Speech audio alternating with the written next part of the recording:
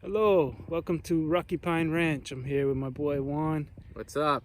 We're gonna do a tour of the land, of all my fruit trees. Hope you enjoy it. Stay tuned. All right, follow me. So here's my little M4.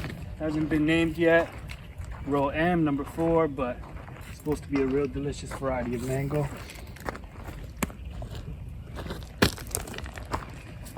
My breadfruit tree, got scallion, beans, thyme growing around, little pineapple growing. On the other side, I have Gros Michel banana and a dwarf Cavendish.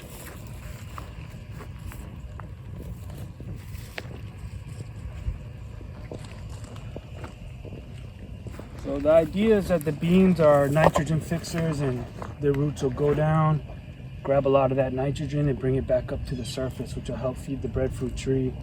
I really like this type of guild farming where you got lots of things growing around your fruit trees. It helps make the soil rich, and also roots create little air pockets throughout the dirt, and that helps your fruit tree roots find those same little channels and grow much easier throughout the soil. So it's really a healthy, good way to farm.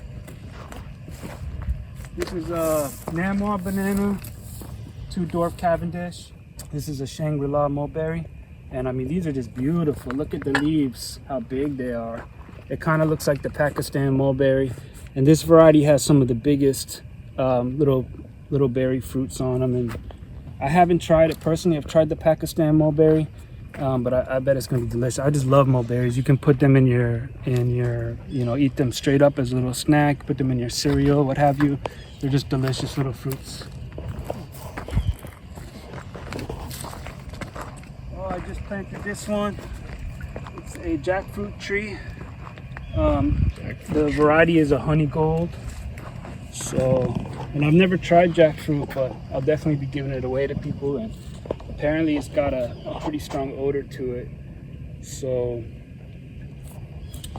I'm kind of excited to try it and see if I like it.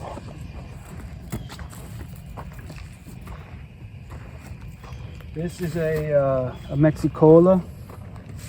Mexicola? Avocado. Oh, avocado, okay. Yep. And this is actually the Mexicola Grande. So I recommend this one if you're in kind of area that gets cold temperatures. I mean, these avocados are supposed to be able to handle, below 30 degrees. It's a Guatemalan Mexican variety, and they grow up in the highlands there, and they're used to those colder temperatures. So if you end up getting something that is more of a West Indian variety, like an Oro Negro or a Simmons, and they're going to get burned back pretty bad in those cold snaps. We're here in Southwest Florida in Naples, and this last winter was the coldest we had in 12 years apparently, and it got down to 30 degrees. Some of my avocados got burned up a little bit, although they survived. I'm now planting a lot more of these cold varieties.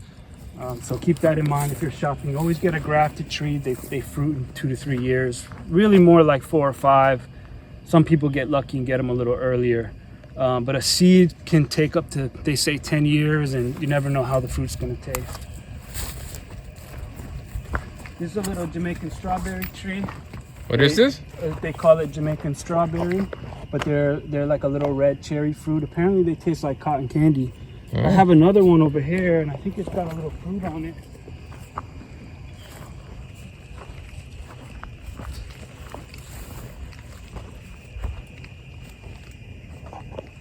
Here's a little green one. I thought I saw a little red one on it yesterday. Maybe it dropped off. I mean, this tree is it's probably been in the ground for 6 months and it's already fruity.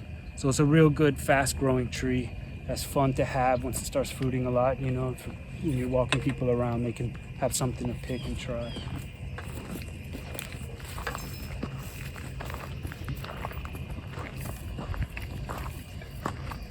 This is a pickering. This is kind of a little patio tree. You can actually grow this one in a pot. This one here is a broadgone. This is an avocado. What is this called? Broadgone avocado. Okay. And this is another good cold variety. It's supposed to be able to handle down to those low 30s and be okay. and it's supposed to be very delicious. It's like a very rich, dark black avocado, kind of similar to the Hass you get at the supermarket. Okay.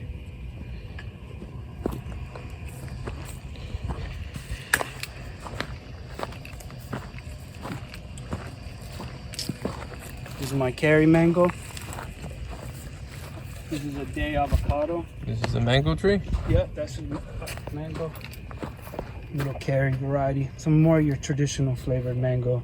Are these like the stringy mango ones? No, it's fiberless. This is a day avocado. And you can see I plant everything up a little bit high because over time the tree sinks. And this is also a very poor rocky area where I've been planting. This whole area used to be covered in berm. So I'm kind of building up the dirt, and I mound it a little bit to keep the feet dry. Avocados don't like wet feet. You don't want to overwater your avocado, and you want to make sure you give them shade cloths because that first year or so, the bark sunburns very easily, and it'll stunt the growth of your tree. Some of you got all covered up. What's going on here? This one's a lychee tree, Mauritius lychee, and the reason I cover it is to give it a little windbreak. And I got this little shade cloth over it just to give it a little break from the harsh sun until they get the roots established. Okay. But the wind, if you let your lychees be exposed totally to wind, it actually affects the growth of your root system and will stunt your tree. This is longan. So this over here is my lemon zest, and it's a very delicious variety of mango. Should fruit hopefully in the next couple of years, but it's supposed to be a very sweet tart variety, one of the best out there. And then up here in the front I just got a bunch of ornamentals, like my favorite, the pink silk floss tree. I've been having a little bit of hard time with the climate, but hopefully it'll survive. I got a What is this called again? This one is called a pink silk floss tree. Okay. It's really cool because it's got these spines it puts on the bark, very sharp. They'll cut you to keep wildlife like rabbits and stuff from girdling the bark. So it's just a protective adaptation that this tree has to protect it as it grows. It doesn't seem to like so much water. I noticed early in the spring it really starts to get full and grow a lot better, but then with the constant rains in the summer it starts dropping a little bit of leaves. And that's a dwarf ponciana growing over there. Should turn into a nice big beautiful tree. So the last thing I just want to say about this area is kind of a big experiment. I mound all the trees, and this bottom layer is like literally 3-4 inches or so of just solid rock. So everything I plant, I have to dig it deep and wide, and I amend the dirt, I build it up, mound it, and the idea over time is to create half 6 inch or a foot deep of topsoil where the roots can have corridors to connect to one another and really start to grow out horizontally.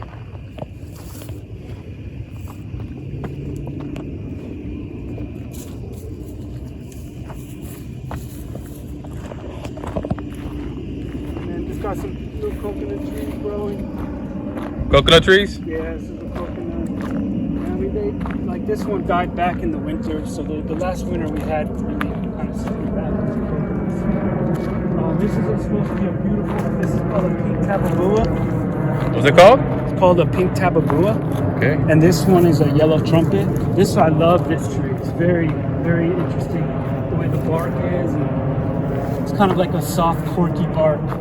And the idea is this is a yellow trumpet, and the idea is that one day it's going to have a huge canopy and it's going to drop beautiful yellow petals. And that tree is going to drop beautiful pink petals, and they'll just be like colors, flower petals everywhere all over the driveway. So that's the plan. Another coconut. This area, I want to keep more of natural pine. This is a natural pine flatwood fire adapted system here which has natural native Mayaka soil, which is a very kind of sandy, sterile soil that a lot of the county, this is actually the state soil here in Florida is called Mayaka soil, and it's in several counties, Hendry, Lee, Collier. This is our native soil in it. it's very low in organic material, but the pine trees love it. And in order to, when you're in a fire adapted system like this one, fire is required to keep hardwoods like oak from taking over this natural area, which will drive out the pine. So since I can't use fire to burn my 5 acres, one of the management tools I use is mowing. And the idea is to really limit hardwoods from growing so that the pine forest can continue to drop its seeds and replenish itself and grow. So these are all slash pines, native Florida slash pine growing. And I have some fruit trees in this area, but really the goal is to keep this as natural as possible and just kind of prune it up, get rid of some of these things that this is a Mycene cubana and grapevine. And, although this is native, it's very invasive, and it tends to choke out the pine forest over time. So fire is really useful in getting rid of a lot of these understory shrubs and keeping them at bay so that the pines can flourish. This is Sweetheart Lychee and Hurricane Irma. I've had this tree since Irma. What is this called again? This is a Sweetheart Lychee tree. Okay. And Hurricane Irma pretty much ripped it out of the ground, possibly busted the taproot. So it's been growing very slow, and lychees don't like wind. What's the reason why you covered that up? This is a little air layer. The foil is to protect the air layer from the sun, and the idea is that you scrape the bark to get down to the cambium layer, and it'll actually grow roots. So maybe at the end of this video, I'm gonna take this off. It's been about a month, and we're gonna see if there's roots growing on this branch, which then I'll cut it and put it in a pot, and I'll have a brand new propagated Sweetheart Lychee tree. Okay. We'll see. This is my little banana nursery here. Most of these are namois I'm getting ready to plant over in that area we were just in.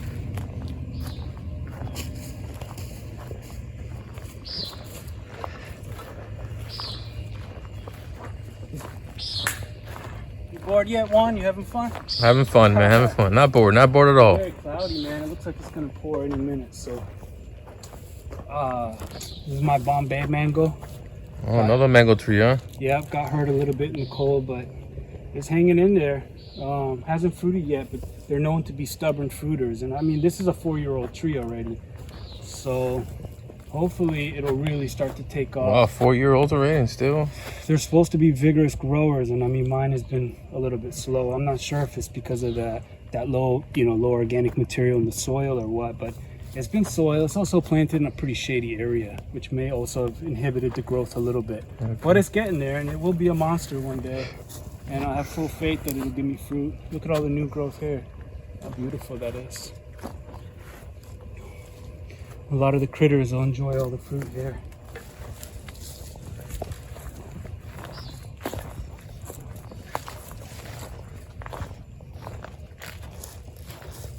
It's a sweet sop. And this even tried to fruit this past year, but it's still too young. But hopefully in another year or two it'll fruit. I'm getting ready to put some compost, and every time I'm kind of pruning up my saw palmettos and stuff, I just like to drop all that stuff and let it break down. And so as the roots grow horizontally and spread, that there'll be organic matter breaking down into the dirt.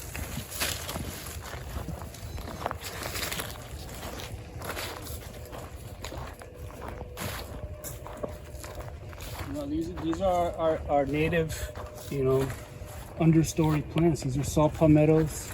These big ones are called cabbage palms or sable palm. So if you're a Florida native, you've probably been seeing these type of trees your whole life. And, they grow in pine flatwood habitat throughout the state, and we have several different species of pine forest, at least 4 or 5 different species of pine growing in Florida. But down here in Southwest Florida, the primary species is slash pine.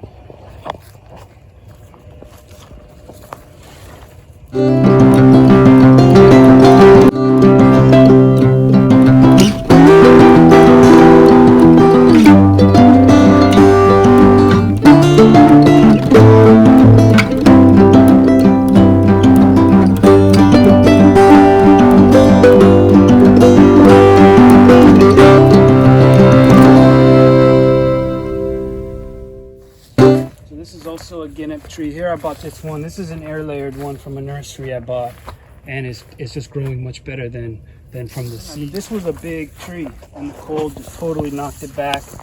I had another one that was like 12 feet tall and a little bit more in the back, and it completely died after the freeze. Boring beetles got it, and got this one too. So now it's just kind of growing as a shrub. But this is the tropical almond, also known as Indian almond, different than that California almond. Alula avocado. Now this tree here, I recommend it if you're in a place that gets cold, because it's a cold variety, and let me tell you, man, after the freeze it had very little damage. And when I say freeze, I mean we got down to like 32 degrees here, maybe 30, and it lasted an hour or two, which is atypical for this area because we're pretty far southwest in Naples, Florida. But it can happen, and this tree took very little damage. Lula avocado, I recommend it. And the avocados are small like Haas. It's supposed to be a very delicious variety. Now, this is an Oro Negro, and what's this called? it's the Oro Negro avocado. It gets its name because it's a small black avocado. It's supposed to be one of the most delicious varieties, and it's a West Indian Caribbean variety of avocado. And it got hurt back pretty bad. Come around this side. I got a little pumpkin and stuff growing here. It's growing around.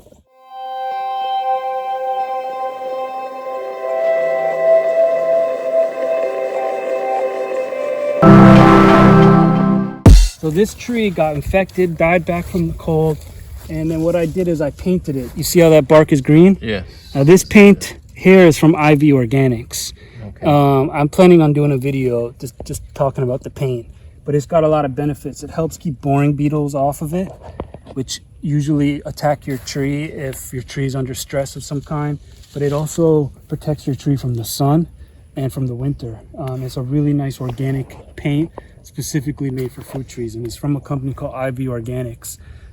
Look them up. I recommend painting. I paint all my fruit trees with them pretty much. My mangoes, my avocados. It just really protects that bark from the sun, and it doesn't hurt the tree at all. It's just a natural paint. Has some really nice oils mixed in it and stuff like that. This one here is another avocado. It is my Red Russell variety. It's growing really nice. Most of these trees, I mean, this is like a year old. The Oro Negros just turned 2 years old. So my fruit trees are still relatively young. And hopefully around year 3 is when you'll really start to get fruit.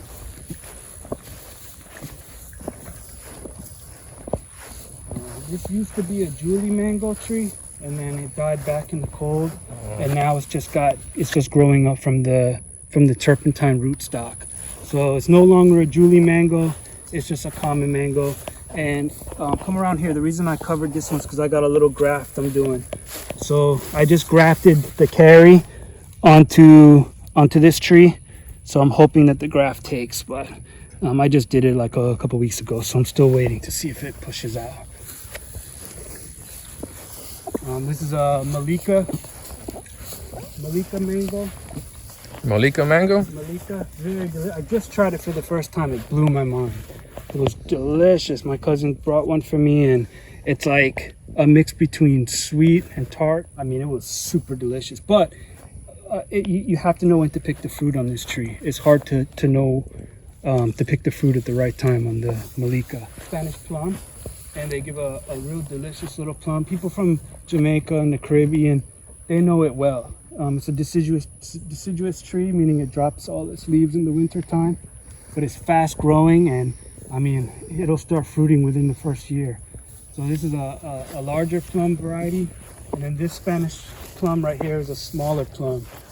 I probably would have fruits right now, but as you can see, the cold pretty much killed the trees back, and they've all started growing again. So it's just a vigorous, hardy plant. Actually, this smaller variety was a lot more cold tolerant. It didn't die back completely, but you would never know. These two Spanish plums completely died back, and I mean, they're almost to what they were before the cold came now, about a year later, less than a year later, half a year later. This used to be an ice cream mango, and then it got killed in the winter, and now it's just growing up from the rootstock. So it's basically a turpentine mango, common mango growing from it. Hmm.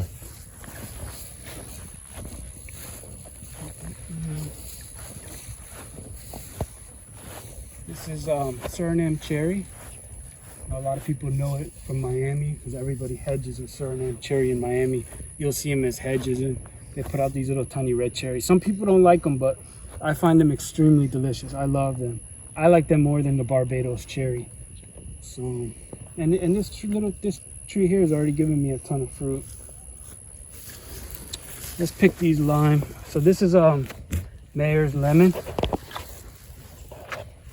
and I've seen other people with Myers lemon, and they actually look like lemons. These look like lime to me. I bought it at Home Depot. I kind of feel like maybe Home Depot mislabeled it, and it's really a lime tree.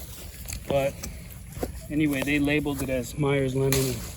Citrus just doesn't do good here. They get like citrus greening and all these different type of diseases now. So once upon a time, citrus grew great in Florida, but those days are over. I mean, you can just see look at how infected these leaves are. Producing relatively decent fruit. Smell this leaf. Well, let me see why. Yeah.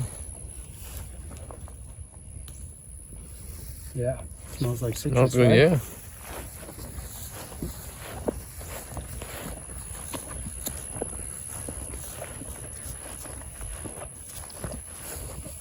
This is my ackee tree. And, yaki tree. From the Okay. Caribbean. Juan, you know, man. Oh yes, I know. I got a Jamaican wife. This is ackee, and it's doing good. I mean, it's from seed. Most people grow them from seed, and they're fast-growing trees. Within 2-3 years, you can have ackee growing on it. Ackee is a delicious fruit, but you have to wait for it to open up to release the toxins out of it. A lot of people don't know that, and they cook it at the wrong time, and it kills people. But Jamaicans love it. It's the national food of Jamaica, where my mom is from, and they cook it up with salt fish. They eat it with rice, called seasoned rice, ackee and rice, and there's just endless amounts of things you can do with ackee. You can make fritters, and it's just a wonderful food. It's just a staple food, hearty food that you can depend on year after year. But, one thing that you got to watch out for when you're growing any of these fruit trees is red ants. Red ants will kill. I had one before I had the house built here. I wasn't here full time, and I had a little ackee tree, and it ended up dying. And when I pulled it out of the ground, it was infested with fire ants. So I'm constantly walking around and checking and make sure there's not fire ants living in the bed of the tree, because what they do is they excavate their little tunnels, and they actually move the soil away from the roots, and they also feed on the roots. So constantly be making sure your fruit trees aren't infested with fire ants. It's very important. This is a big pineapple growing. The last one I had, I picked it a couple weeks ago. It was beautiful, but I had to leave for 5 days, and it had just started to ripen, and I should have picked it before I left, but when I got back, a raccoon had eaten about half of it. Fresh munch, man. All the critters got to eat. So there's a little guinea. This guinea actually came right from Jamaica. My brother brought it back for me. He brought back a seed. Actually, I think it was a little seedling growing, and he put it in his sock or something and took it back, and it lived. But and it was doing very nice, but the cold knocked it back, unfortunately. Let me show you this mango tree over here. And that is Chris Bodyguard right there. This will show you some self-defense moves on it. This is a Hayden mango. Ooh, another mango tree. How many mango trees do you have? A lot, man. I probably have, I don't know, 8, 10 different varieties. Nice. I got quite a bit. This is Bob. That's Bob, huh? Yeah, he keeps me company. Every now and then I come out here and do a little boxing on him. Okay. Showing up your skills, huh? Good exercise. It's really the sound effects make it look faster than it is. My office where I work. Belle tangerine growing down there. It's also, okay, I see it down there. It's also not doing the best. Got the same citrus issues. But this tree right here is my baby, man. the native berry, also known as sapodilla. I got the Alano variety. I just uncovered it. I had it covered with shade cloth for the first year just to help it get established. And it's supposed to be one of the most delicious varieties of sapodilla. They say it tastes like maple syrup and brown sugar. So I've tried many sapodilla, but I've never tried the Alano variety. So we'll see if it's what they make it out to be.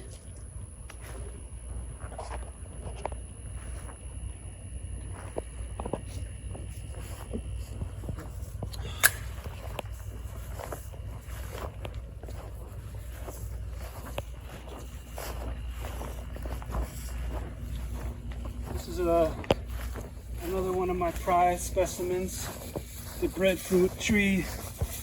And when I bought this thing, I bought this probably in February or March. And I mean, it was a little tiny thing. And I mean, it's just grown from March until now. Look how big it's grown. Look how fat that bark is. And if you don't know breadfruit, go to any West Indian supermarket. They usually have it for sale during season, and you can roast it, you can fry it, you can put it in the oven and bake it. Nice for soups, nice fried. You can eat them like fritters. I mean, this is a real, kind of tastes like yam a little bit.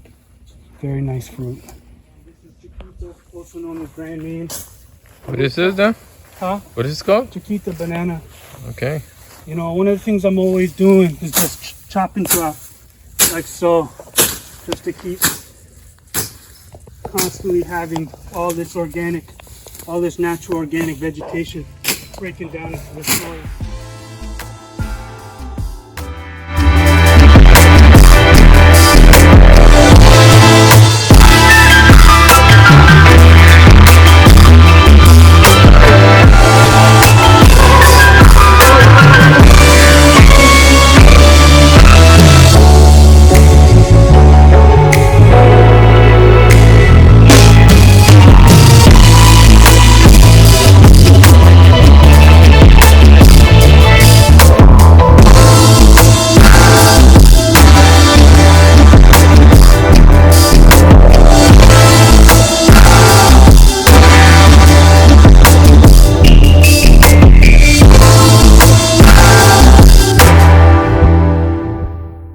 Banana tree, this Chiquita, it got hit back in the cold, and I thought it was dead, and it wasn't. It came back, so it only gave me a couple hands of banana, but I'm lucky I got anything.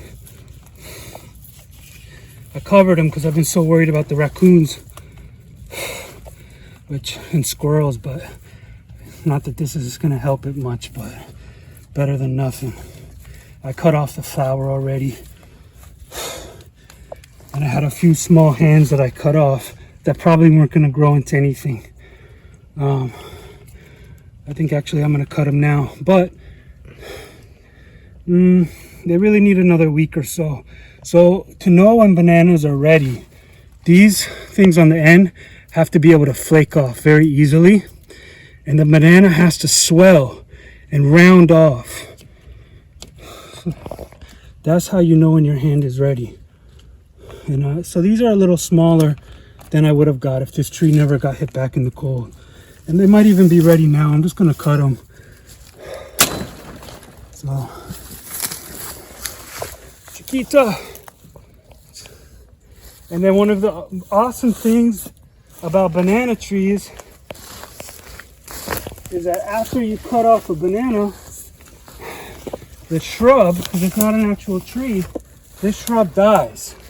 So once you cut your bananas, I put this here to hold up, you can actually chop down your banana tree to let the other ones grow up around it.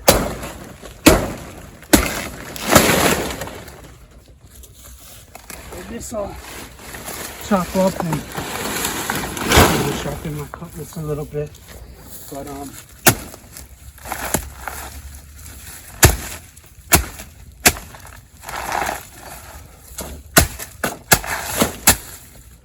You just want to chop that out. And you don't want to leave the full trunk laying around like that, because apparently, I don't know how true it is, but they say that it releases a bad gas if you leave it. So they say you should really chop up the banana's trunk. This is called a pseudo stem. You can see what the bark looks like inside. It just holds a lot of water. So they say to chop up the pseudo stem and don't leave it whole like that. Now you got two different types of suckers. You got water suckers and you have sword suckers. The water suckers grow further away from the pseudo stem and they have rounder leaves. To me, this looks like a water sucker. These don't produce fruit as well. Okay, but the ones that you want to keep are the sword suckers. Look how skinny. Well, come over here and look at the difference. And the larger the plant gets, the harder it is to tell. But see how skinny these leaves are? See how they look like swords? Yeah. Compared to this broad leaf here. So it's okay to cut out your water suckers or move them to use as wind protection. But these are the ones that are going to fruit quicker. And those are the suckers you want to let grow up. Typically, you don't need too many growing around. You just need an adult, a teenager, and one little water sucker. One little sword sucker. That's good to know. So these I'm gonna move. I like to keep them because I'm gonna use them as windbreaks around my lychee tree. But remember, the sword suckers produce fruit, and those are the ones you want. The water suckers may produce fruit, they may not, as far as I know. And so we'll leave these bananas right here. Come back for them.